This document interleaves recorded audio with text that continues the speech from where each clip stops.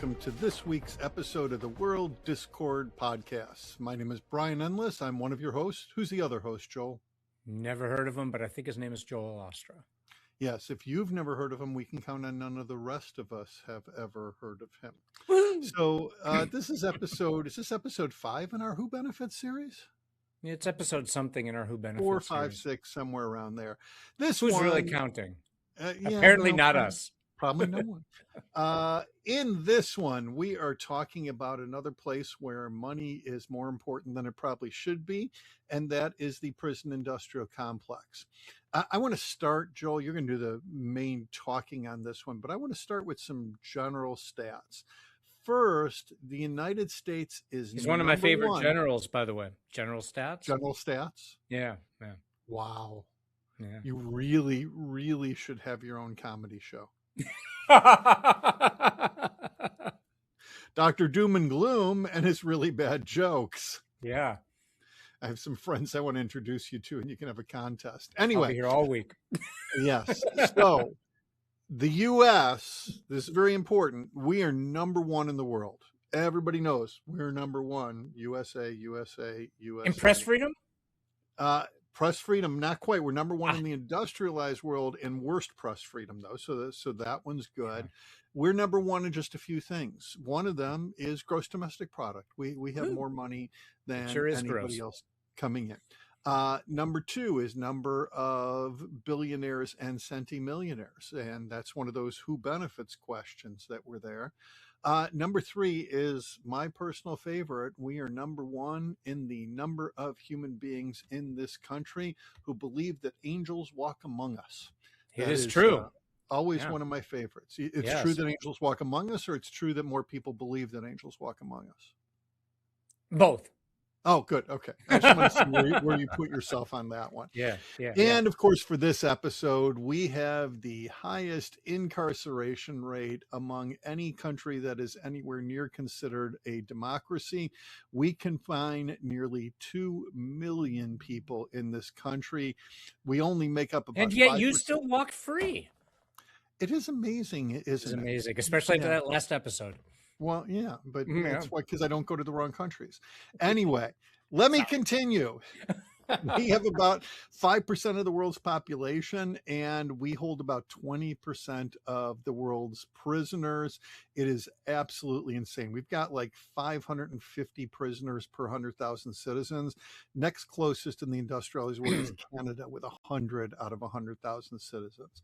So, Joel, why is the United States rate so much higher? What is the prison industrial complex? Who is profiting?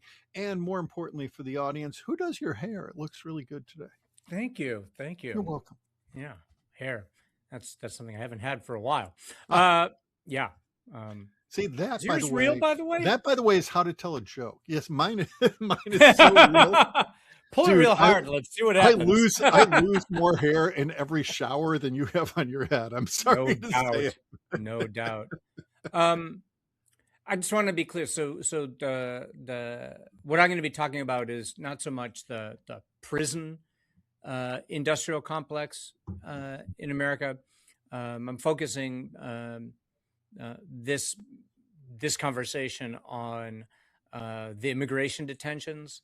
Because that's where the massive expansion has been with the re-arrival of Trump as the occupant of the White House. Yeah, so maybe we should call it ICE in the prison industrial complex. Yeah, or the detention industrial. I don't know. Who cares? All of that is true. Trump promised when he came in, and really Stephen Miller is I don't want to call it brains, is the evil behind this effort. Evil architect, I believe, is what we use. Evil architect, yeah. With the goal of deporting 1 million people.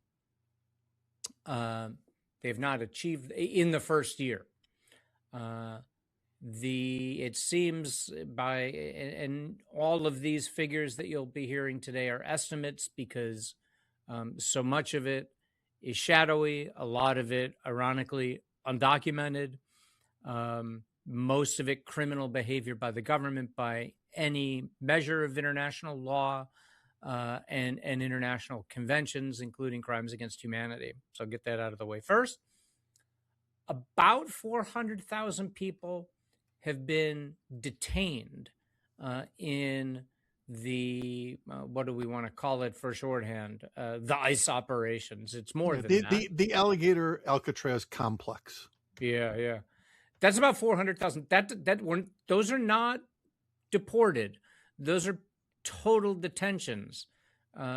Many of those have been. This is insanely ironic in a huge way, because the number one thing, if you were a person in the Republican Party, pre-MAGA and MAGA, the number one thing you complained about is that there were too many people detained and that the detention system was overwhelmed in the United States. And by the way, that was true. The detention system in Texas and New Mexico was totally overwhelmed. It was terrible. And now it's largely because we had a shortage of immigration judges. Exactly. And so huge delays in people getting green cards, getting asylum approval, getting refugee status, all the rest.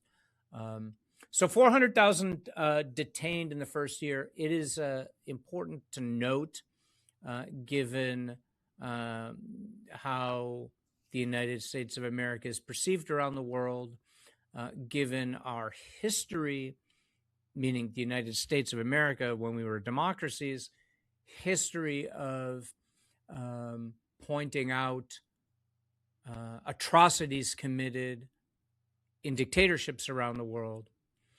More than 100,000 U.S. citizen children have been separated from parents who've been detained. Let me say that again. More than 100,000, somewhere between 145,000 and 200,000 have had at least one, most of it is two parents detained and are left without their parents. These are, again, American citizen children. About 11,000 American children. Wait, nope, that's wrong. Sorry, can't find the number. We're going to leave it. Many children have been detained as well, detained separate from their parents. This caused an outrage in Trump's first administration when the numbers were by factors of 10 smaller. We don't hear about this now, but the child separation and lack of documentation about locations, sometimes of the children, more often than not of the parents, is so widespread that it is basically a key part of the operation. Absolutely. Yeah. And by the way, I just did a quick look up. It's about 3,800 children that have been detained and actually brought into these detention facilities. That sounds quite low. I thought it was more like 30,000. It is entirely possible. There are 12 different numbers out there. So that it is really possible. Yeah. This is something, by the way, folks, we are going to not fight about statistics on these shows. We've done this before, because when you do enough research, you realize that when 4 different sources, you look for 4 different things, you're going to get different statistics at each one of them. And it depends on how they count and what they looked at and things like that. So and on issues like this, the media standard, when you read an estimated 400,000. I was not an investigative reporter when I worked in journalism, but I talked to a lot of New York Times, Washington Post, LA Times journalists about how they did their jobs.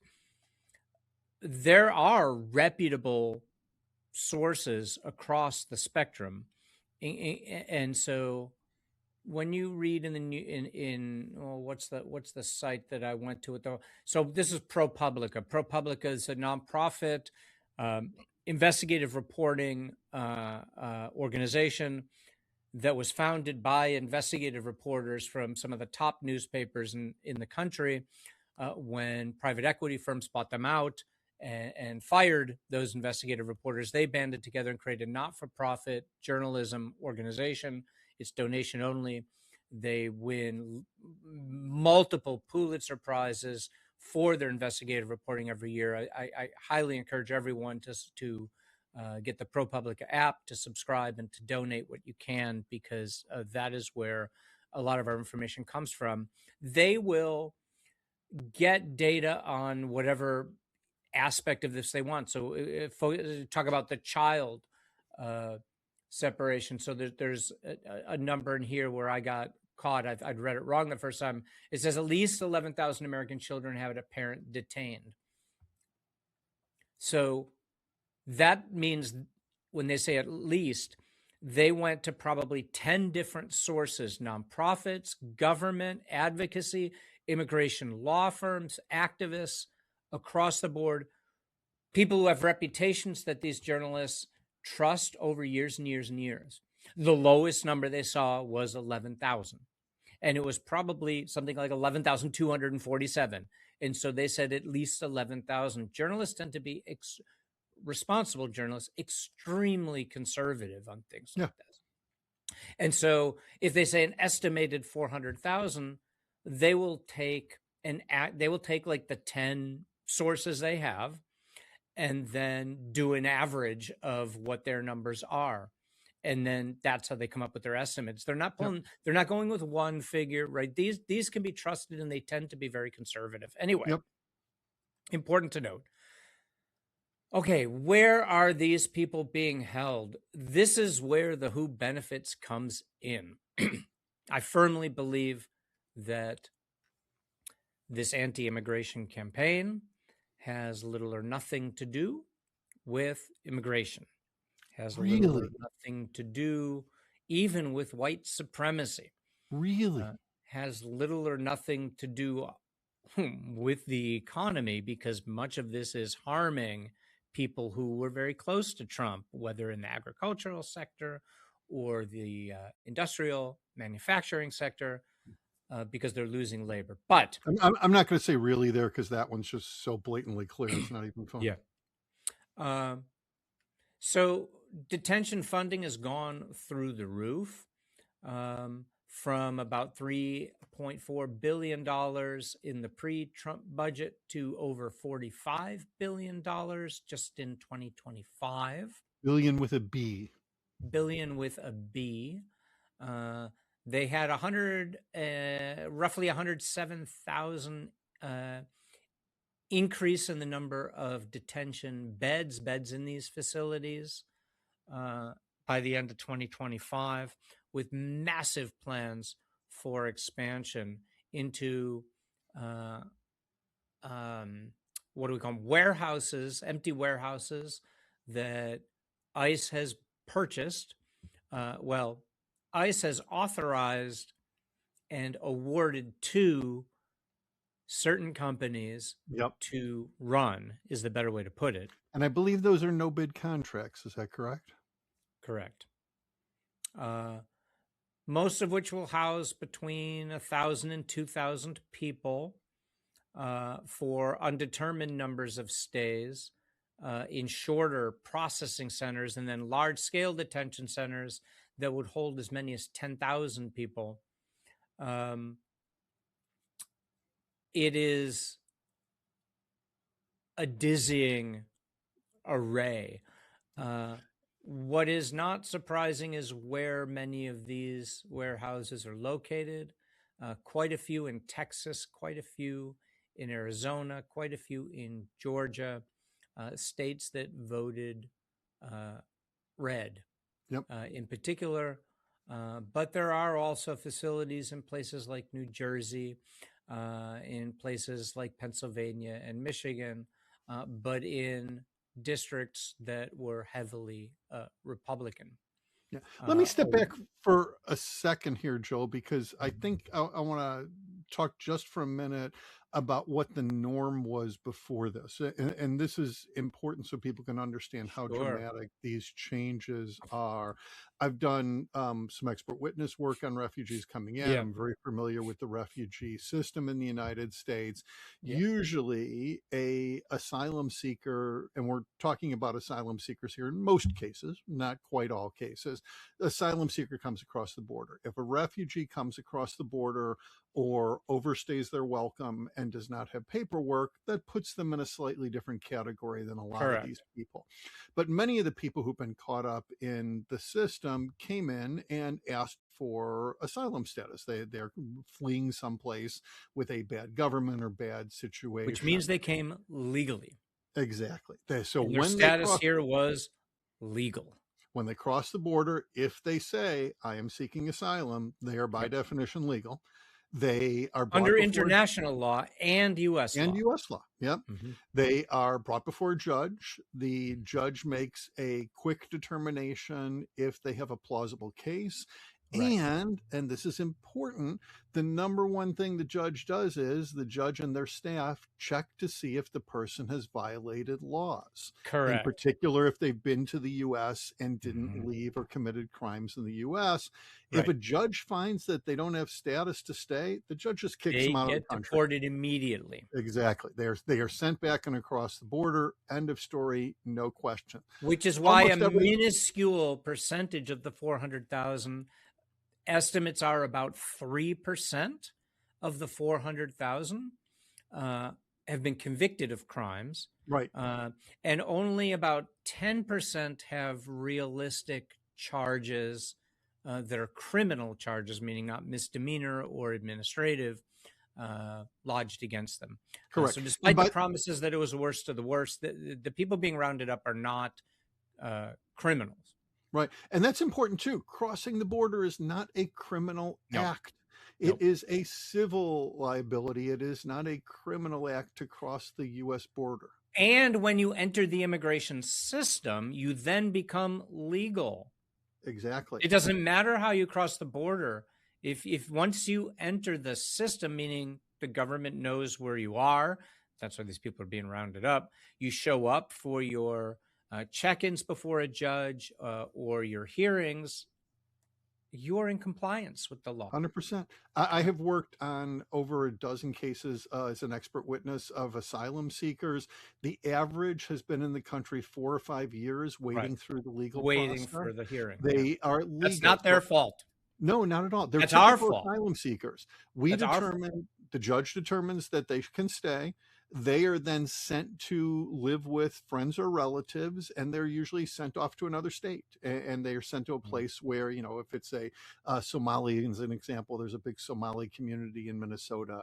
There are big Mexican communities, and Puerto Rico is part of the U.S., but Mexican communities, other Latin American communities in Chicago and other places. They're sent to live with friends and relatives. They get jobs. They go to school. They rent apartments. They contribute to the economy. They are statistically good, upstanding citizens who break less laws than native-born American citizens. Correct. On average. And they're here 4, 5, 6, 7 years until their asylum process is done. And then the final asylum judge either says, yes, you get asylum and you can stay, or no, and you're kicked out of the country. And they are taxpayers. Estimates are that in 2025, 26, I forget which year, it's either 25 or 26, that the United States of America will have robbed itself of $500 billion, $500 billion in tax revenue from migrants in this, immigrants in this country. And the original problem before the current administration, what we used to talk about, we said at the beginning, people would come into Texas and there wasn't enough administrative staff. There weren't enough judges and lawyers and administrators. So there was a backlog. And what we saw were detention camps in Texas that were overloaded because those people should have had their hearing and then gone off to live a life in another state as they were in the legal process. Instead, they were getting stuck too long without a hearing. Too many people in detention centers was our problem. When Donald Trump took office. That was the key problem. So please continue. Yeah. So who is benefiting from this in particular? And this really, really surprised me. It seems that there are 3 main companies, all huge, that dominated the private prison system before Trump, or at least before this incarnation of Trump. And a couple of them have expanded into the transportation and aviation aspect of this for the actual deportations of people that we are sending out of the country. One thing, 2025 was, I think I briefly mentioned, the first year in several decades where the United States experienced net negative immigration. This people self-deporting, those figured that 400,000 has nothing to do with, it does not count for the people who have voluntarily left because they don't want to end up in one of these concentration camps. And then also border crossings into this country are even lower than they were during the Biden years, which, despite the disinformation, were the lowest they had been in many, many decades. And people don't realize that immigration is one of our greatest strengths. Yep. We get our significant amounts of population growth, and people who come in start usually taking lower level jobs and then build their way up over generations. Well, economic growth other too, jobs Brian. and being the core of communities. If you follow a graph, curves of GDP up and down, GDP growth always tracks with immigration. When immigration goes up, gross domestic product goes up. We have a more productive economy, more wealth generation, larger middle class. When immigration goes down, all that falls. But that is the objective of this administration, which is economic stratification and enrichment of a few. So you mean the Statue of Liberty was right about the tired, the poor, the huddled masses yearning to be free being good for us? No, that's all French propaganda. Oh, sorry. Okay. Okay. So 3 main companies. They have names you have never heard of, and the third one I was unable to get really any significant information about, which is quite worrisome. So I'm organizing this by first an overview of the companies and their connections to the current regime. The first one is called Core Civic. Brian, have you ever heard of Core Civic? I have now heard of them a couple of times in the news, but I would have no idea what they are. It's capital C-O-R-E, capital C-I-V-I-C, no space in between. Okay. How much do you think they donated? Would that be a good investment? Probably. It depends on how you define good. And moral. Yeah. Shocker here. They donated $500,000. $500,000's not much. No, but this was just to the inauguration. Oh, remember, yeah, no, $500,000 to the inauguration is a good amount of money. That was the number that Trump gave to companies if they wanted to be "quote unquote" in. Core Civic gave $500,000 to the inauguration, several million to the campaign directly, and to super PACs tied to the to Republican Trump and RNC numbers. $785,000. This is just what has been that you can document through open source reporting, data gathering. $785,000 to the Trump campaign and to outside groups, super PACs, linked to the Trump campaign, just the Trump campaign. I would say that's a large number. I would agree. I'm glad you would agree. Their chief executive is named Damon.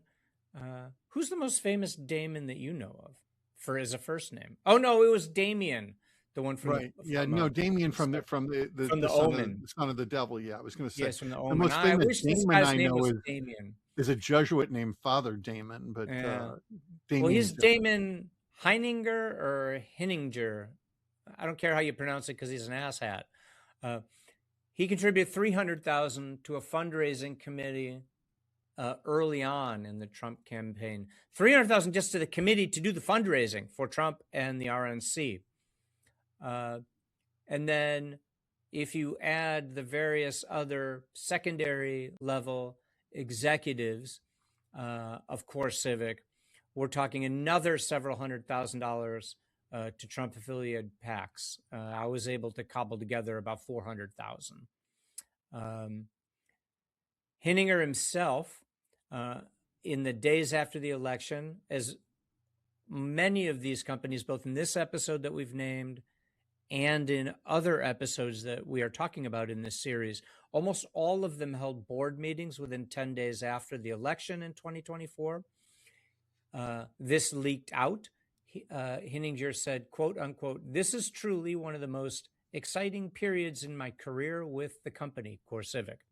And their stock jumped 30% in the 30 days after the election. I should note that their stock no doubt jumped, although we can't track this, Brian. Who do you think bought those shares in addition to company executives? Who else would have been among Okay, so if it follows the lines of our recent series on who benefits, it would be one of two groups. It would either be the Trump family or the Koch ding, ding, brothers. ding, ding. Both? Yeah. Excellent. So ICE detentions were 40% of the business value of Core Civic prior to Trump 2, meaning they were involved in the racist, modern slavery campaign of imprisoning Black people and other people of color, but primarily African Americans. But now, what would you say the percentage is of their net revenue? I have no idea, so I'm just going to let you tell us. 65%. Wow. That's a Those big revenues have gone up. change in focus for any company, right? This was as of December 2020. So we're talking 12 months. In 1 year, this corporation has completely shifted. Let's be clear. Let me make this perfectly clear. They're still in the business of imprisoning African Americans, right? And still making money off that. But now they also have these, and I really insist on calling them not detention centers. I want to call them what they are. They are concentration camps. Yeah. Now, on top of this, their employees. By the way, I want to be really clear on concentration camps for a minute, because I hate it when people make Nazi parallels on these things. Correct. This one, though, is, what do you call it when the government takes people off the street with no due process, with no real selection process other than they think that person looks like a criminal? No charges. No charges. Throws them. Nobody knows where they're going. They don't know where they're going. They have no access to lawyers. That is a concentration camp. And then they feed them. They keep them in grotesquely overcrowded pens. Barely feed them. Unsanitary conditions where there are disease and people are dying left and right. We'll get to that. Oh, I lost my data on that, but maybe we can find it. The employees of Core Civic, what we're talking about, are people who work in these facilities, either in security or maintenance or administration, donated tens of millions of dollars. We don't know the number, but again, it's in the tens of millions to MAGA campaigns and organizations.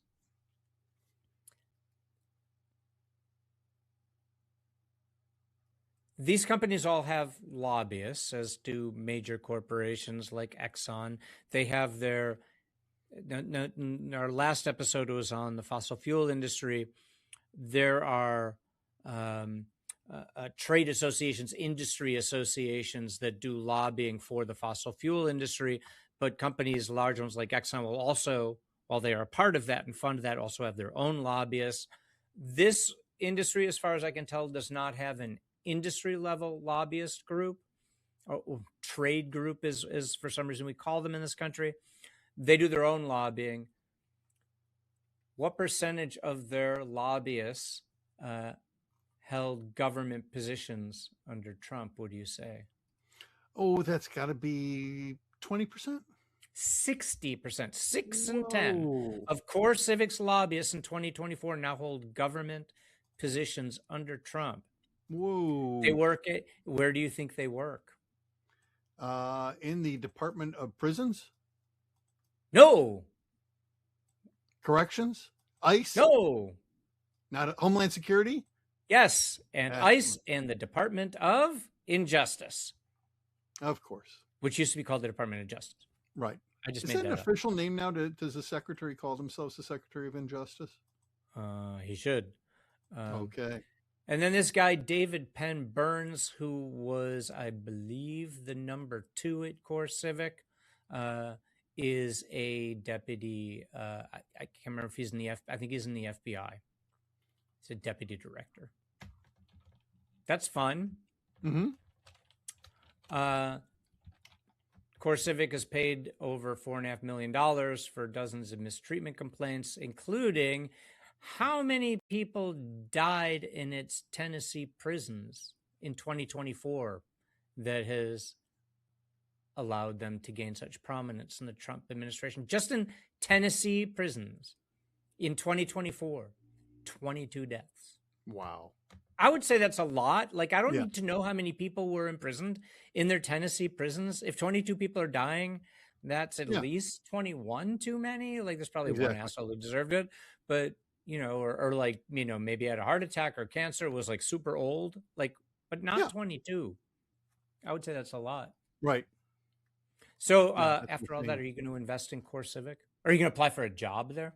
I don't think so. It's such a hard moral choice, but I'll say no.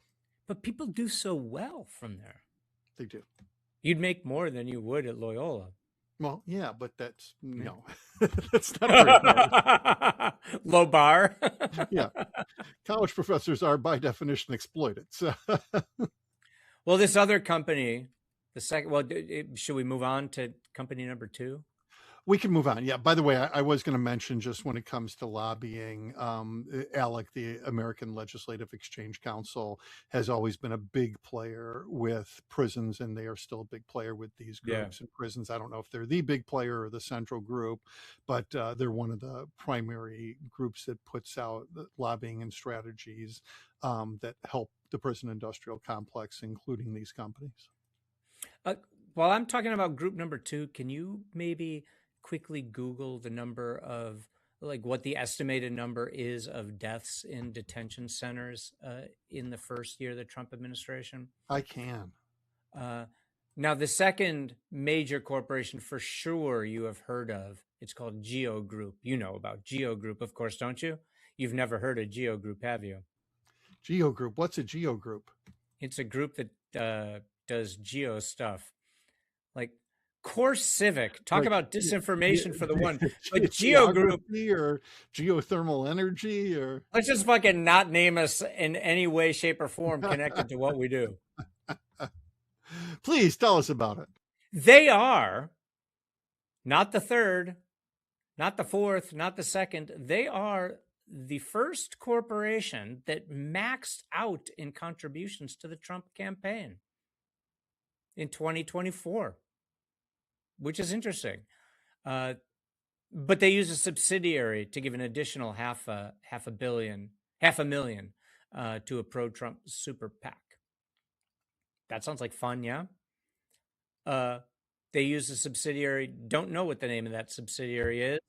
The report that I read didn't name it. So maybe they lacked confidence, I don't know, or maybe they don't exist, or maybe they were scared.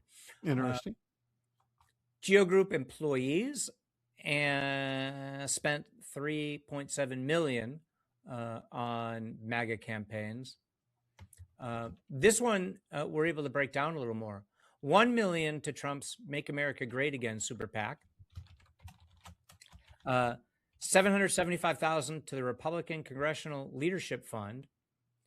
$500,000 to the Senate Leadership Fund.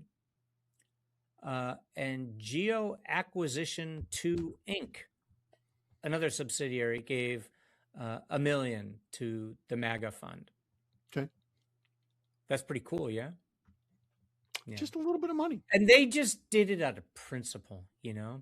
Oh, they of just course. really concerned about policy. They're patriotic. Come on. Yeah. Their founder's name, again, I'm sure you know this name, George Zoley. Never heard of him, right? George Zoley, I think I golfed with him recently. And their CEO has a really horrible first name. What's that? Brian. Brian Evans. Oh, he even has a similar last name. How interesting. They each maxed out on contributions to Trump's Save America fundraising committee.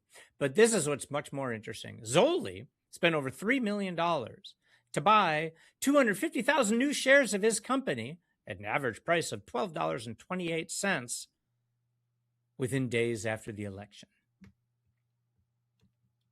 It's amazing how these things seem to happen right next to each other. their value of each one of those shares has moved over by a decimal. So he's made out like a little bit of a bandit. Yep. Just on that. Yep. Oh, and guess what they did 4 days after the election, Brian? Board meeting? They held a board meeting. Yeah. Excellent. And do you have any idea who might have spoken at this board meeting? Stephen Miller? No, their founder and executive chairman, not the CEO. He's like the shadowy guy, standing. He's Mao. Quote, "This is to us an unprecedented opportunity." Sure was, Sherlock. Yep. Do you know how much their stock has risen in their last year? Oh, I think I already told you. 60%? No, moved over by a decimal. Oh, 600%? Now, by the way, I have that number. I had that number you asked for, and per our discussion, numbers are fluid, and I'm just looking at one internet source here. So, 32 deaths nationwide in ICE custody in 2025, and that surpassed the previous high, which was 24 deaths in 2004. But this is just 32 one statistic. Yeah, and you had 22 in Tennessee. No, 22. That was in the private prisons. That wasn't ICE. Okay. I'm just looking at ICE. I thought the number for ICE detention centers was in the hundreds. It might be. These might just be in ICE custody is what I'm looking at. So let me look and see if it's in ICE detention centers, if I can find that. Yeah, that's quickly. A different thing. Yeah. Yep. So Geo Group, before the 2025, had about 30%, 70% of its facilities were private prisons, about 30% were ICE facilities. That has now flipped. 75% of their facilities are ICE and 35% are private prisons, but they have not reduced the numbers of private prisons or those incarcerated in those private prisons. So that is how much their business has expanded. And remember, this is the second largest of these private incarceration corporations, because I think that's what we need to call them, because they do both the prisons and the detentions now. Right. What'd you find there? Anything interesting? So hang on a second. I'm looking at the key numbers here. I think the key numbers, I'm seeing all sorts of different numbers for exact counts, but a key here is that 5.6 people per 10,000 detainees died in custody. 5 per 10,000, and there's 400,000 detained. Yep. So multiply 5 by 40. Right. That's about 200. 200, but it was 5.6, so probably close to 300. Yep. Yeah. And let's be clear. Let me make this perfectly clear. Many of those are American citizens. Right. Absolutely. American citizens, and the vast majority have no criminal record. No criminal record. Ever. None. So even if we stick by maybe 3% with criminal charges, let's assume wrongly that those were convicted. We're only talking like 9 people of the 300 plus were criminal. And even so, that doesn't mean they should die, because criminals are really big word.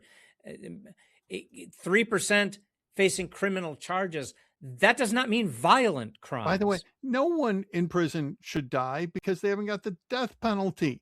Unless they're given the death penalty and then the state kills them, no one should die in prison. They still shouldn't die while in prison. But like some others, there are some people I don't have a problem if they die in prison. You're mean. Yeah, I'm mean, but like child rapists, like fuck around and find out. Okay. I kind of want them to live a long time and be tortured, but that's a different thing. Well, but we could have a discussion about that, but I don't think that fits into this episode. We can agree to disagree. Yeah. Or agree to agree, like, Yeah. Okay, so Geo Group spent $70 million in their expansion of ICE detention facilities after the election. Just like we're talking a short amount of time here, folks. Guess how much additional revenue that investment generated? Let's see. I'm going to go with over $1 billion. It was 700 million by November of 2025. So probably over $1 billion now. Yep. Yeah, more than 10 times. Who's paying this? The taxpayers of the United States of America? Yes, indeed. Ding, ding, ding. Yeah. But fortunately, unlike Geo Group, unlike Core Civic, oops, no, I'm wrong. I think I mentioned, oh no, I did not mention this guy. David Venturella, he's a former CEO at Geo Group. He was the acting director of ICE right after the inauguration. Did you know that?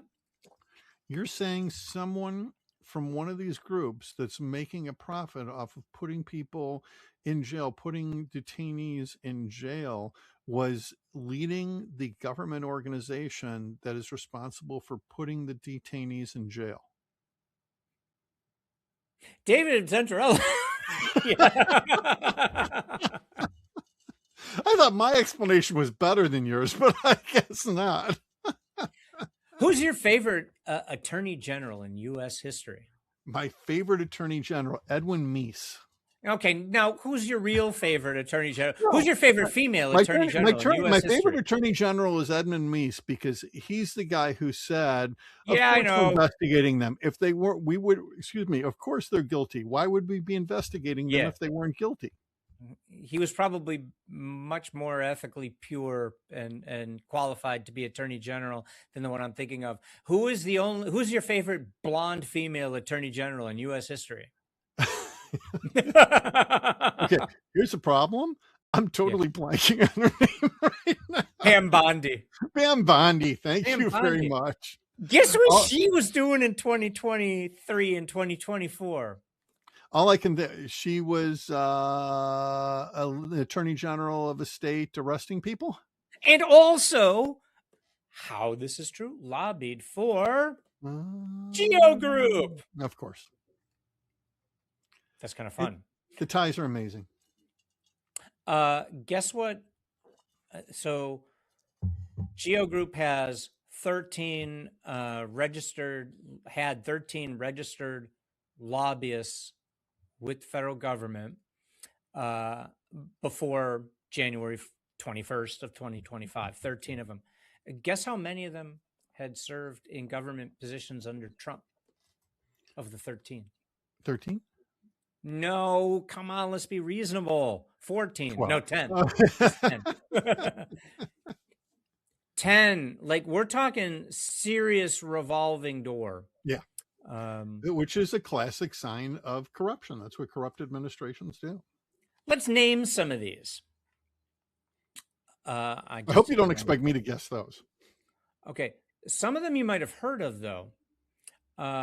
Geo Group executive links to ICE.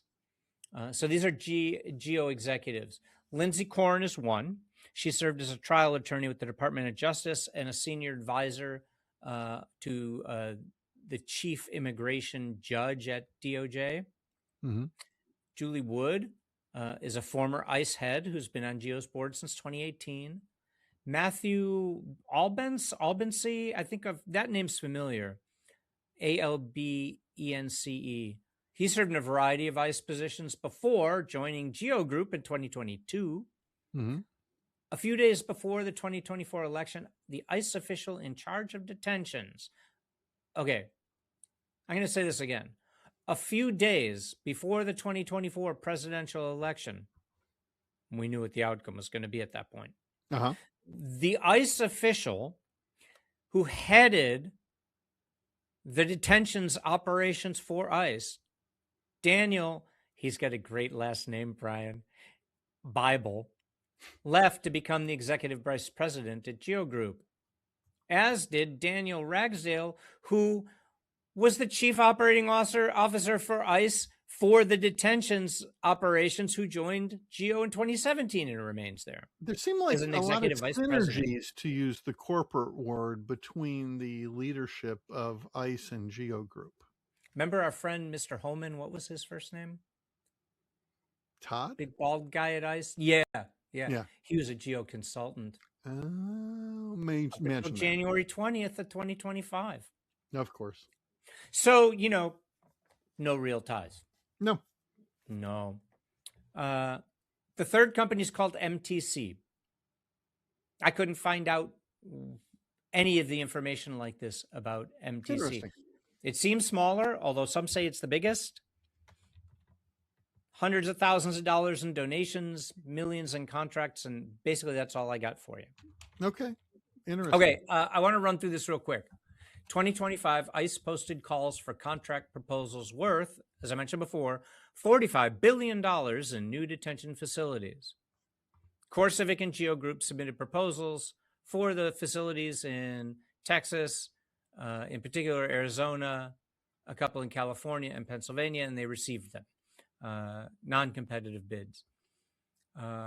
Department of Homeland Security the prior year allocated $3 billion to ICE's custody operations. So increase of by a decimal, moving over $3 billion to $45 billion. GEO Group has a 15-year contract with ICE for 1,000 beds in New Jersey, which will add $60 million to its revenues. I could go on, but I don't know that really need to.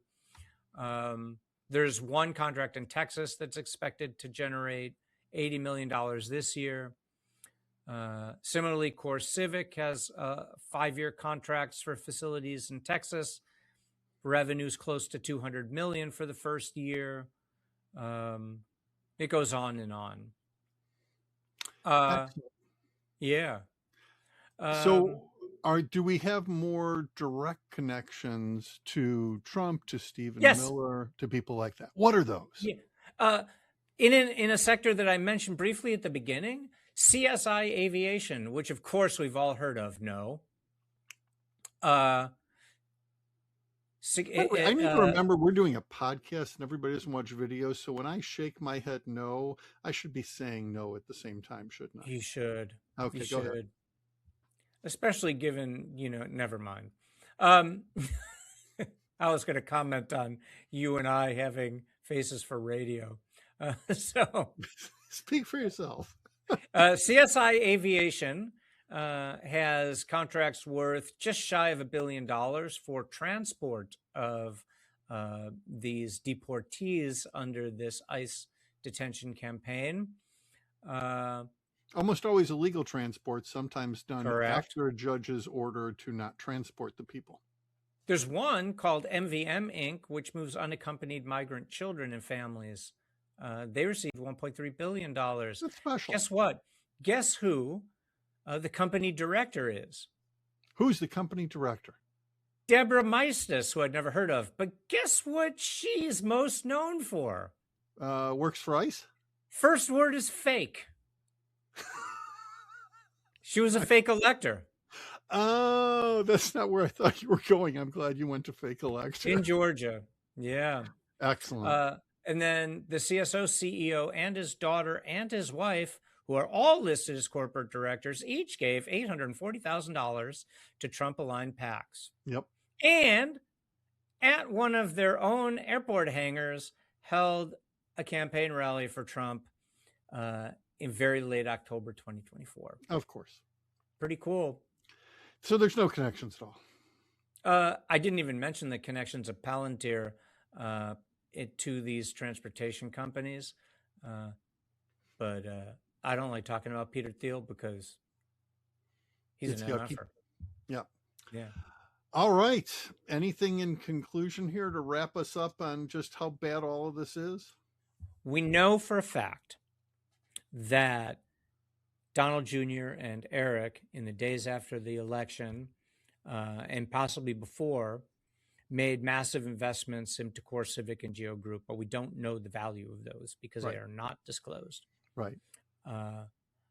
I wonder if Jared and them or perhaps what's the guy's name who poses as Jared's partner in diplomatic negotiation because he Witkoff. doesn't Witkoff, both real estate. I wonder to what extent their real estate holdings are connected to Oh, these detention all those facilities. It's purchases of something warehouses. Interesting. I was not able to find, but it's hard for me to believe they aren't at least investing in Yep. those, or that those warehouses that they didn't buy them up and then sell them at a higher, or leasing them Right. out or whatever.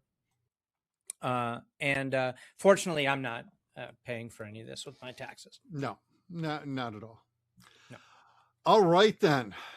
Yeah, so what you have put together and what we have put together here is just one piece of it. This is a piece that particularly pisses me off. Yeah. In terms of the prison industrial complex and ICE combining together here, because a lot of innocent human beings, or at least in human beings who have not done criminal things, including American citizens, are being hurt and in some cases killed by it. Yeah. And even more so than companies just making profit, although anytime we talk about military industrial complex, massive numbers of people being killed, these are people, our neighbors, being killed next door. Correct. And it is just absolutely horrific what's being done in our names here. Absolutely is.